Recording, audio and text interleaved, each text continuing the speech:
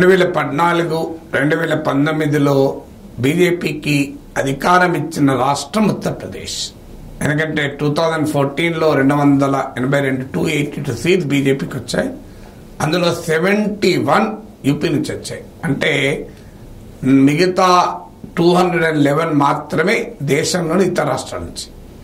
అలాగే 2019లో బీజేపీకి 303 సీట్లు వచ్చాయి. అప్పుడు కూడా యూపీలో 61 సీట్స్ వచ్చాయి. అంటే 62 వచ్చాయి. 71 నుంచి 62కు పడిపోయాయి. ఈసారి బీజేపీకి సొంతగా మెజారిటీ రాలేదు అంటే దానికి కూడా కారణం యూపీనే. ఇప్పుడు బీజేపీకి 240 సీట్స్కు పడిపోయింది. కారణం ఏంటంటే యూపీలో లాస్ట్ టైం గెలిచిన 29 సీట్స్ బీజేపీ ఓడిపోయింది. మీకు యోగేంద్ర యాదవ్ ప్రిడిక్షన్ నేను ఎన్నికలకు ఫలితాల ముందు ఇచ్చాను.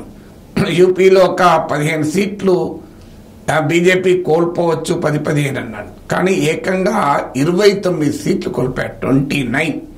అందులో 24 సీట్స్ మీకు ఎస్పీకి 5 సీట్లు కాంగ్రెస్ కోల్పోయింది. అంటే ఇటీవల కాలంలో ఫస్ట్ టైం బీజేపీ కన్నా ఎస్పీకి ఎక్కువ సీట్లు వచ్చాయి.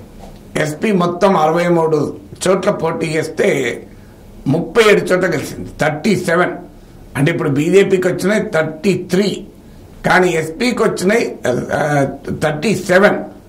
కాంగ్రెస్ పార్టీ 17 సీట్స్ లో పోటీ చేస్తే 6 సీట్స్ గెలుచుకుంది.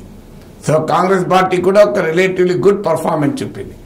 కానీ ఇండివిజువల్ గా చూసుకుంటే బీజేపీ కన్నా కూడా ఎస్పీకి ఎక్కువ సీట్లు వచ్చాయి. వాస్తవంగా లాస్ట్ అసెంబ్లీ ఎలక్షన్స్ లోనే ఎస్పీ బలం పెరిగింది, ఓట్లు పెరిగాయి, సీట్లు పెరిగాయి. అయితే బీజేపీ బలం కూడా పెరిగింది. కారణం ఏంటంటే బీఎస్పీ బాగా దెబ్బతిన్నది, కాంగ్రెస్ బాగా దెబ్బతిన్నది. అందువల్ల ఇప్పుడు ఎస్పీ కాంగ్రెస్ ఏకం కావడంతో బీజేపీకి పెద్ద డక్కా ఇవ్వగలిగింది. సో మామూలు దెబ్బ కాదు ఇది. ఎందుకంటే 62 సీట్లు లాస్ట్ టైం గెలిస్తే అందులో 29 ఓడిపోయి ఇప్పుడు 33 సీట్సే మిగిలాయి. అందులో అమేథీ నుంచి లాస్ట్ టైం రాహుల్ గాంధీ ఓడిపోయాడు. స్మృతి ఇరానీ విజయ వీర విహారం చేసింది. ఈసారి మోర్ దెన్ 1.5 lakhs తో ఓడిపోయింది. కిషోరిలాల్ శర్మ అని సోనియా కుటుంబానికి సన్నిహితుడు. ఆయననైతే ఈయన రాహుల్ గాంధీ పిఏ, రాహుల్ గాంధీ నా మీద గెలవలేకపోయాడు, ఈ పిఏ గెలుస్తారా అన్నాడు. కానీ రాహుల్ గాంధీని ఓడించిన స్మృతి ఇరానీ ఆఖరికి రాహుల్ గాంధీ పిఏ చేతిలో ఓడిపోయారు. రాయబరేలీలో రాహుల్ గాంధీ 4 లక్షల మెజార్టీతో గెలిచాడు. అంటే లాస్ట్ టైం సోనియా గాంధీ తల్లికి వచ్చిన మెజార్టీ కన్నా ఎక్కువ. ఇంట్రెస్టింగ్ ఏంటంటే వారణాసిలో ప్రైమ్ మినిస్టర్ మెజారిటీ బాగా తగ్గింది. లాస్ట్ టైం 4.5 లక్షల మెజార్టీతో గెలిచాడు నరేంద్ర మోడీ. ఈసారి 5 లక్షలు దాటుతుంది అన్నారు. కానీ 1,52,000 తోనే గెలిచాడు. అంటే నరేంద్ర మోడీకి 6,12,000 ఓట్లు వస్తే కాంగ్రెస్ క్యాండిడేట్ ఎస్పీ మద్దతుతో పోటీ అజయ్ రాయ్కి 4,60,000 ఓట్లు వచ్చాయి. అంటే ప్రైమ్ మినిస్టర్ మోడీ కన్నా కూడా రాహుల్ గాంధీకి నియర్లీ 2.5 to 3 times ఎక్కువ మెజార్టీ వచ్చింది సేమ్ యూపీ రాష్ట్రంలోని. అంటే పారిపోయారు నరేంద్ర మోడీ, సోనియా గాంధీ పారిపోయింది, ప్రియాంక గాంధీ పారిపోయింది, రాహుల్ గాంధీ పారిపోయాడు అని విమర్శలు చేశారు. ఇంట్రెస్టింగ్ ఏంటంటే పారిపోయిన వారు అని అన్నవారే నిలబడి పోటీ చేస్తే మోడీ కన్నా ఎక్కువ మెజార్టీ వచ్చింది. మరో కేంద్ర మంత్రి మనేకా మీకు స్మృతి ఇరానీతో పాటు మనేకా గాంధీ కూడా ఓడిపోయారు. చాలా ఏళ్ళగా మీ సీట్లో సుల్తాన్పూర్లో గెలుస్తూ వచ్చింది. So it's a very big defeat for BJP. యూపీలో బీజేపీ తిన్న దెబ్బ మామూలు దెబ్బ కాదు.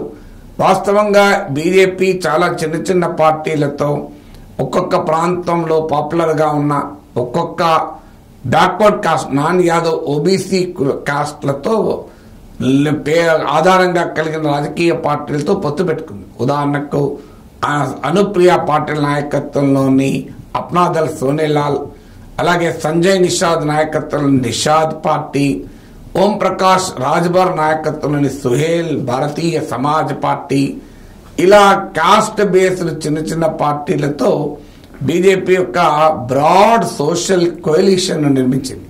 సో ఈ సోషల్ కోయలిషన్ తమకు లాభం తెస్తుంది అనుకున్నారు. Of course Rashtriya Lok Dal Jat based party western ఉత్తరప్రదేశ్లో సో వ్యవసాయ చట్టాలు, రైతు ఉద్యమాలు వీటి వల్ల దెబ్బ తగులుతుంది అనుకొని చౌదరి చరణ్ సింగ్ కు గోవా భారతరత్న ఇచ్చి ఆయన మనమడైన జయంత్ సింగ్ నాయకత్వంలోని RLDని ఎన్డీఏలో చేర్చుకున్నారు. సో కానీ రైతుల మీదికి వెహికల్ పంపించి చంపినటువంటి ఆ వ్యక్తి వాళ్ళ తండ్రి అజయ్ కుమార్ మిశ్రా, సో ఇతను కేంద్ర మంత్రి, హోంశాఖ సహాయ మంత్రి, ఆయన ఓడిపోయాడు. సో అందువల్ల యూపీలో తగిలిన దెబ్బ మామూలు దెబ్బ కాదు బీజేపీకి.